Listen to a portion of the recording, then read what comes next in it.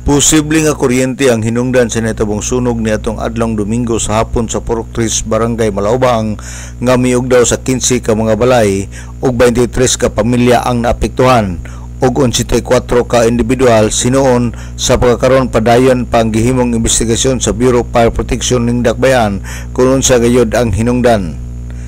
Gikumpirmar sa Bureau of Fire Protection pinaagi ni Senior Fire Officer 3 Abraham Abay sa Osami City Fire Station nga ang kalayo gasugod sa panimalay ni Apolonia Discalyar. Sa pagkaron di pa pud sila makahatag og konklusyon basin og anaa pay laing mga witnesses human sa 15 ka adlaw una sila maghatag og progress report kalabot sa maong sunog. Sa pagkakaron di pa ginamong ikuan ang among sa investigation no kay ang among namay proseso sa pag-investigar. So ang permiro namo ang kanang spot report within 24 hours. So dili pa ginamo na ikuan ang among investigation kay daghan pa man kung mga anggulo among gitan-aw.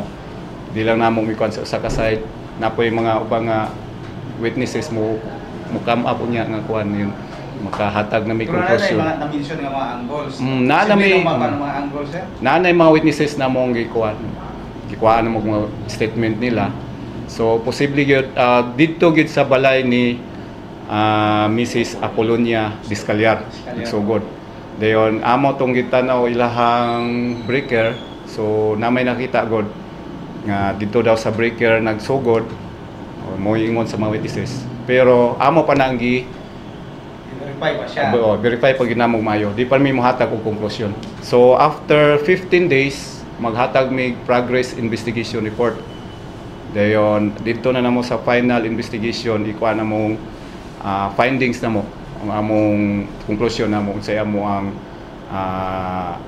findings sa amo ang investigation sa 45 days. Si Senior Fire Officer 3 Abraham Abay. Ang maong sunog gisaka sa Bureau of Fire Protection ngadto sa port alarm tungod kay nakita usab nila nga midako ang kalayo ug miresponde ang fire truck sa Tangub City, Clarin, Tudela, Panaon ug Jimenez, Misamis Occidental.